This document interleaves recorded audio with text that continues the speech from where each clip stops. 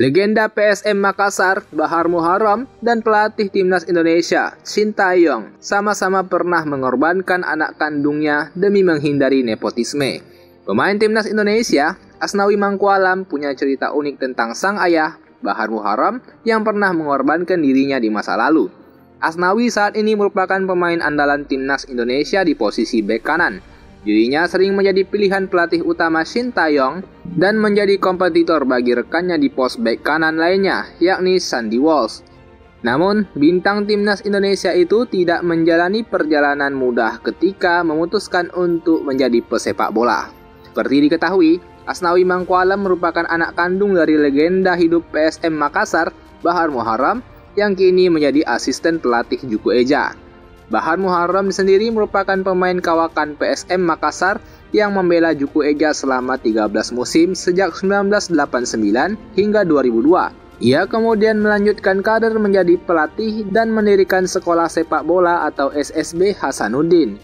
Memiliki seorang ayah yang merupakan mantan pesepak bola merupakan satu hal yang membuat Asnawi Mangkualam kemudian tertarik untuk meneruskan jejak sang ayah.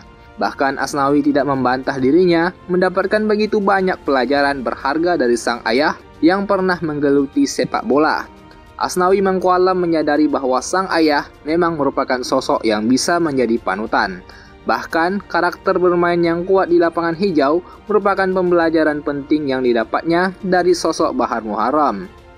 Di masa lalu, Bahar pernah mengorbankan anak kandungnya sendiri demi menghindari praktik nepotisme. Ayah Asnawi tak pernah menambahkan nama Bahar di belakang nama anaknya kala mengikuti seleksi sekolah sepak bola maupun klub. Pengorbanan itu dilakukan dalam bentuk menyembunyikan identitas Asnawi sebagai anak kandungnya sendiri ketika hendak melakukan tes masuk ke PSM Makassar pada 2017 silam. Bahkan pelatih PSM Makassar pada 2017, Robert Rene Albert, tidak mengetahui jika Asnawi adalah putra dari sang asisten pelatih.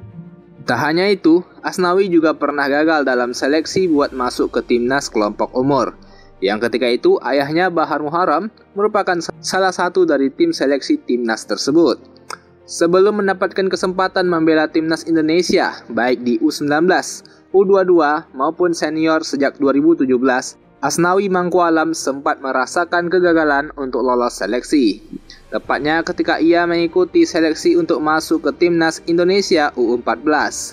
Ketika itu, Asnawi Mangkualam mengikuti seleksi timnas Indonesia U14 yang digelar oleh Asprof PSSI Sulawesi Selatan. Ketika itu, sang ayah menjadi pelatih yang melakukan seleksi bersama dengan Mundari Karya. Namun, keberadaan sang ayah tidak menjamin Asnawi bisa begitu saja lolos ke timnas Indonesia U14.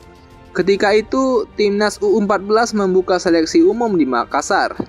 Bapak saya dan Mundari Karya yang menjadi pelatih melakukan seleksi.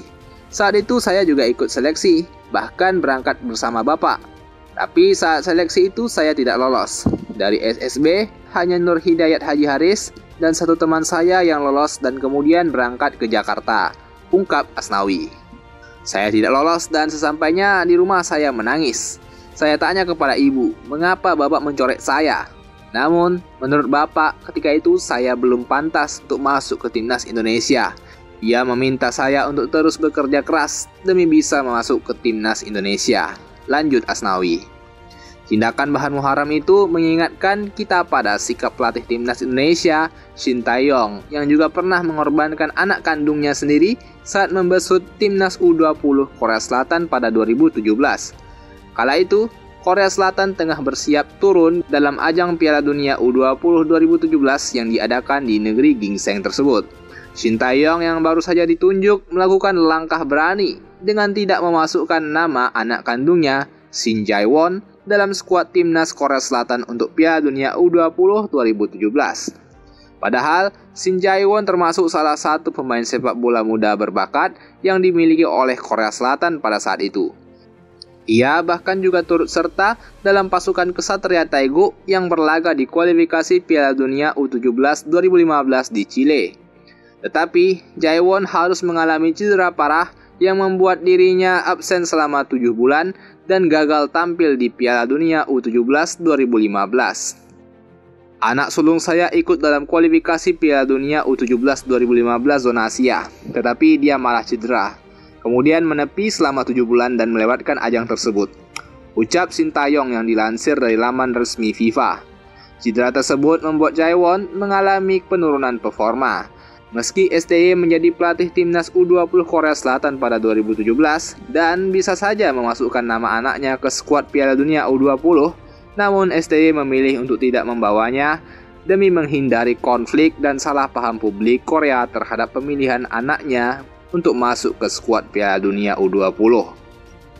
Jadi saya katakan kepadanya, selama saya jadi pelatih timnas Korea Selatan, dia tidak bisa masuk ke skuad timnas U20.